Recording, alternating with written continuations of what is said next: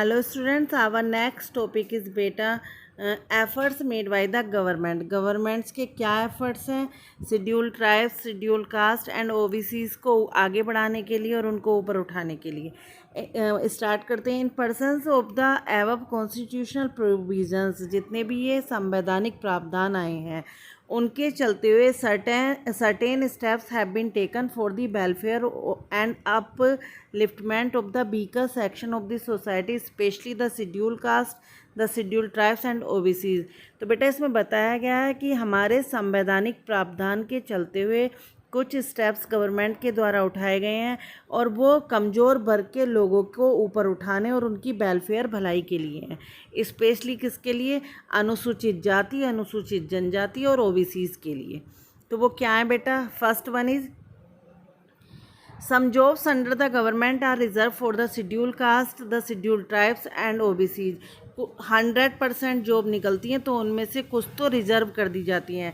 अनुसूचित जाति के लिए 15%, अनुसूचित जनजाति के लिए 7.5% एंड ओबीसीज के लिए 27%।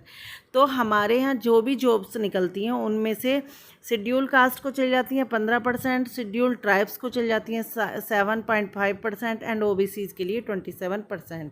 तो ये गवर्नमेंट के द्वारा उठाए गए कुछ कदम हैं।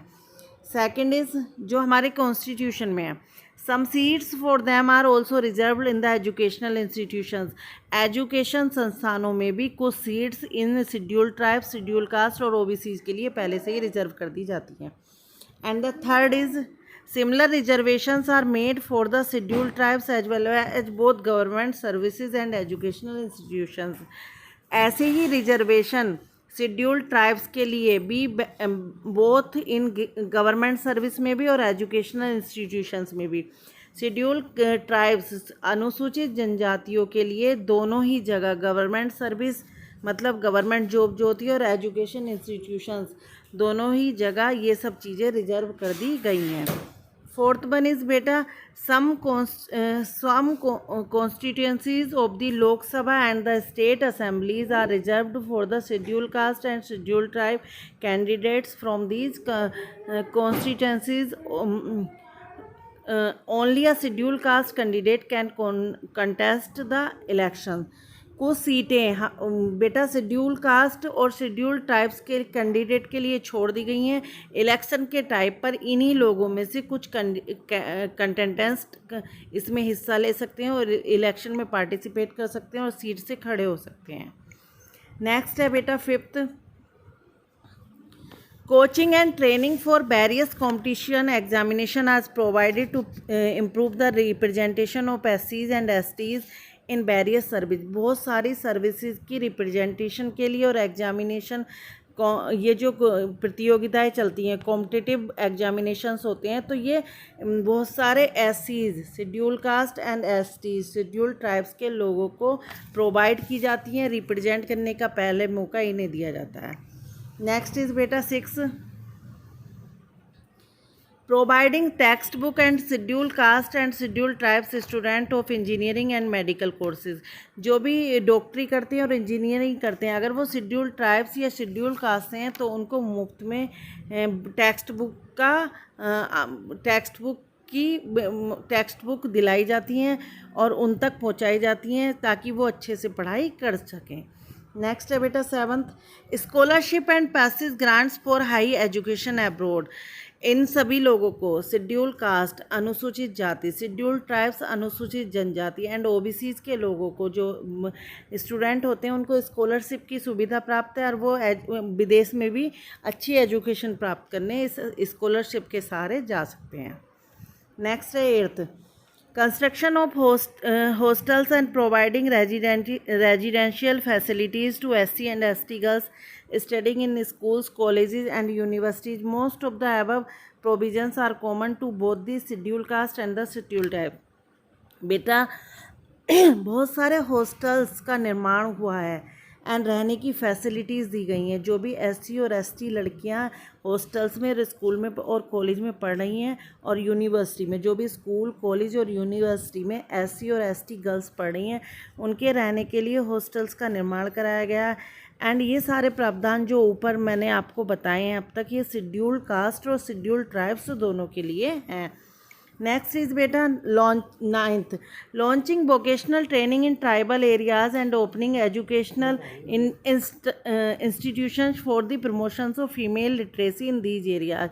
ये सभी एरियाज जो हैं इनकी वोकेशनल ट्रेनिंग दी गई है ट्राइबल एरियाज में, इन अनुसूचित जातियों के एरियाज में वोकेशनल ट्रेनिंग दी जा रही है और सिखाया जा रहा है, एजुकेशन इंस्टीट्यूशंस खोले जा रहे हैं एंड प्रमोशन किया जा रहा है कि फ़ीमेल लिटरेसी को बढ़ाया जाए, मतलब औरतों को योग्य बनाया जाए एंड पढ़ने के मौके दिए जा रहे हैं। लास्ट टॉपिक हमारा बेटा जो है, no person belonging to the schedule caste and the schedule tribes, ये 10th है, no person belonging to the schedule caste and the schedule tribes can be presented from entering restaurant, hotel, temples और any other public place.